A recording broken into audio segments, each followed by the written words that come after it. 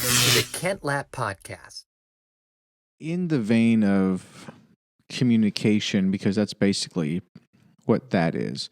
So you, with your background, I mean, you have been in that communication broadcast space for a long time in a lot of different ways. Yeah, absolutely. So what is some things that works and don't work with communication? I'm curious to even narrow that down separately with, like, say, advertising, but just communication in general, whether it's verbal, whether that's written, whether that is a video clip that you're creating or something like that. With communication, what are some do's and don'ts there? My biggest idea on that would be, or my biggest input on that would be, that just because you've said it doesn't mean it's been heard. I think we send an email and we think it's done. It's not done. It's just, or we teach somebody how to do something once and we think it's done. Communication is a two-way street about coming to the solution of understanding what we're talking about. And I don't think that's what we talk about. We think it, just because I say it or I post it or I've put it somewhere, that message is, oh, it's done. We're done communicating. No, that's speaking, or that's putting something out there. The consumption of that is when the communication starts. And so I think we have to do a better job as individuals, back to our discourse, civil discourses, of listening. It's an forgotten tool in communication, is to listen. So if you were going to, say, present somewhere, anywhere, what would be, and that's a little bit more like a one-way communication. You know, it's not an email, it's not a conversation. You're presenting. What are some things that you're going to think about to make sure, like, that you're what you're trying to accomplish actually gets communicated properly and thoroughly, and then things happen in the right step, and you kind of lead people on this trajectory and they're not bouncing around and being confused? Like, how would you think about, like, preparing, say, something like a lecture or a talk? Yeah, I do it a lot. And do you? And I think humor is a piece up front. Okay. You lighten everything up a little bit. You make things, you get them to listen to you, kind of laugh with you, and then you've got them. And then it's your job to take them through the journey toward the goal of what you're trying to accomplish. I think setting it up, here's what we're going to talk about a little bit, taking it through the step 1 through 3, whatever those are, and then having a good wrap up. I think that is how you engage someone. First, get their attention. That's the biggest thing. You can go to a room of 1,000 people. If they're all on their phone, you're not going to communicate anything to them. You've got to get their attention, get them to want to listen to you. Break through the noise. So a joke always works for me. My dad taught me that when I was running for first grade class president. Oh, yeah? Yeah, and I can remember it like it was yesterday. I'd feel a lot more comfortable on the football field than I would standing up here talking to you today. And so why did I laugh at that? Right, exactly. Seriously, why'd you laugh? But that's, as a first grader, I stood on stage and said that. And that works. It worked. And everybody kind of giggled, and now I had them right there. Look, Woodard said something funny, you know, and they had them. And I have no idea what I said after that. Yeah. But that was it probably doesn't matter so much. I got their attention, and I don't even remember if I won. It doesn't matter. But the idea of communicating is to say, to get their attention and then to have something to say. Yeah. I can probably get up and do 5 to 10 to 30 minutes on pretty much any subject you could want me to walk in on. I can make it up as I go. But to really communicate something, you got to be prepared. You got to say it over and over again. That's what a brand promise is. And so when you come back to advertising, that's the key. Very few companies can do what somebody like Geico's done, where they have 10 campaigns hitting you at one time. It usually is get to a bucket, and this is the funnel that we're going to, and the old marketing funnel and the whole bit. And so I think message is important. Always has been, always will be. Mediums are going to change. Message is the key. And then crafting that message to be effective in that medium. Yes. What is it about a shared laugh that changes the dynamic? Because I've thought about this on this podcast in the past too, is if I can share a laugh with someone, you know, the earlier on in the conversation, the better. But when that happens, we're here. You know what I mean? Right. We're here together, and we just we're in the zone at that point. That's right. What is it about sharing that laugh? It's getting on the same side of the table. You can share a laugh, a tear. You know, Jim Valvano's speech is one of the greatest speeches ever, right? You know, and he said, if you laugh every day, if you cry every day, and if you're moved to those two things, it's a pretty good day. I think it was one other thing I'm missing, but I think laughter and tears, laughter and crying bring us together on the same side of the table, no matter what our beliefs are, no matter what that discourse is. So I think laughter is just a way to kind of break the ice. We're both humans. You're not smarter than I am. It's kind of a common ground. I think that's important. So the both on the same side of the table is interesting. It's like we're sharing an interest, or we're together here. Yeah, that's what you're referring to. Yeah, that makes sense. Yeah. What and making something, or not something, but saying something that generates a laugh, among people. That's also interesting.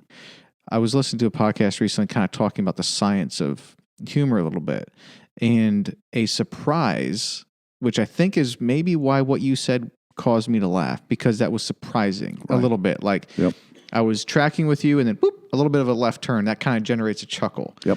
So that seems to be like an element of surprise can generate anything else that you've kind of seen that, like, if you can kind of mix these ingredients together, it'll generate a laugh. Yeah, I think a little outlandishness is good. I think, when you're talking along and all of a sudden you say something that's just way out of character or whatever, that can be like, that sucks. Yeah, exactly. Yeah. That can be a moment where you didn't expect that person to say that. I think you have to play the room to that. You have to, there are times that you can do that, and there are audiences you don't do that with. And what that is, that you can be a little goofy. It's guys around a campfire with a bottle of whiskey. That's one thing. It's you're in church on Sunday morning. That's a different story. And learning to do that is, I think, the key. Kind of being a ability to walk in and do that. I've been very blessed to go a lot of crazy places in my life. Some I'd go again. Some I would never go again. But I feel as comfortable walking in the White House and meeting the president as I do standing on the corner with the contributor guy, talking to him about life and his window on it. I think we're just people traversing the earth. We're all broken. We're all messed up. We're all looking for something. We're all trying to find a place to fit in. And the more you give yourself that free ticket, or that get out of jail card free, it just makes everything a little easier. Yes. Do you pay a fair amount of attention to, when you're trying to convey a point, stick to the point and keep it clear? Because I think I'm trying to improve in that regard. And I think of it in terms of like someone showing me a hallway. Say if you're communicating and you're showing me a hallway and you're backing up and I'm walking towards you, with clear communication, you're just backing down the hallway and I'm walking after you and we're going down the hallway. It's fine. But there's some people have all these side roads as they're like going down the hallway and they're kicking these doors open, and you're trying to communicate something to me, but you're kicking these doors open. So I'm looking in the room, I'm getting so distracted. Next thing you know, my mind is so cluttered that I can't really concentrate. It's like it's overpowering my mind. Yeah. So do you pay attention to like not cluttering the message? So my wife and all my friends would tell you, I'm a hallway down the other door. Here's the 27th side door to get to the end of the story. And they would laugh at that. And I think that's a Southern thing. Hey, do you know someone? Oh God, I know his mother and his sister and his brother. Did you, he worked over there. And you go down there and then you get back to, what are we talking about? Yeah. In branding, in the world of commerce, you have to have a simple story. And so as we build our own brands, I'm trying to do what I tell customers to do, but not what I do. So as a Southern guy, I will wander all over the place, telling a story because it'll remind me of, and then that was, and you end up down that. But when you're telling the story with On the Avenue, we've really got it down. We're a safe place where people can come, no matter where they are in life, to gain confidence, to build community, and to learn a little bit about commerce. And once I've learned that, then I don't go down the alley of, and we did this and we did that. This is what we do. Yes. And within that, there are lots of things I'll tell you about if you want to go down that. But when I first meet someone about On the Avenue, it's about community, commerce, and confidence. So we made it really simple. And usually 3 points in marketing work real well. And so I would say it's very important to stay on that subject. I used to go in and I still do probably have people come in and it's the Woodard brothers story and it's this, and you've heard it's a difficult story to digest. So why am I sitting here? I'm sitting here with you today to do this. So this is what I'm going to talk about. Mm-hmm. I'm working hard on that every day. Mm-hmm. It's a difficult thing for me though. Yeah. But Steve, I kind of feel like when your wife or others, mention that you kind of have the Southern thing where you kind of go down different paths or whatever. In a conversation, though, that can be sort of endearing. Like that can bring like some purpose and some substance. Like that can actually benefit. But in like a talk or a sermon or something like that. Agreed. Man, you got to stay on point because otherwise we don't even really know what you're trying to say here. You Absolutely know what I mean? agree. And so, yeah, very different subjects. Conversation around the fire, and I've got 1,000 people in the room I'm talking to. Yeah. Right. No doubt. Staying on subject's key. Yeah. And that's preparation. I've got an 11-year-old son now, and we're talking to him about school and all that, and you feel better after you're prepared. Go in knowing what you're going to say. Yes. Jot down some outlines. Don't write it. I hate people that get up and read speeches. Mm-hmm. But write an outline and tell me what you mean. Yes. Tell me what you're saying and stick to it and have a beginning, a middle, and an end. Mm-hmm. That's the way to write a story. Wasn't it Abraham Lincoln that said he has giving a longer speech because he didn't have time to prepare a shorter speech? Was that him? I don't know. Maybe. I think that it was. That's awesome. But it's true. It is like true. if you want to really distill something, man, that takes some time. Well, I'll go back to Bob McDill. I asked Bob one day, I said, how do you write such a simple song? He said, I work my ass off on it. And so, a simple song doesn't come out. It's well crafted. It really hits home. And so if you really want to be a powerful, engaging speaker or powerful, engaging communicator, great word earlier, you have to stick to the point and work on it over and over and over and over and over again. Yes, because simplicity on the near side of complexity, that's just simple. But simplicity on the far side of complexity, like working through that, is what that guy was saying. Working through that and then coming out the other side with something simple, that's super powerful. And that's where hundreds of millions of people engage it and make it a number one song. Yeah. And so that's the place. Yes. Rarely will that simple, it came out in 3 minutes, end up there. It did. It has. There are stories. But it's usually that well-crafted, hard-worked, well-worded piece. And that's so powerful. Like it's so fascinating to me, the power of language. And even another step is song, because all that is language put together in a certain way, and then you add music to it.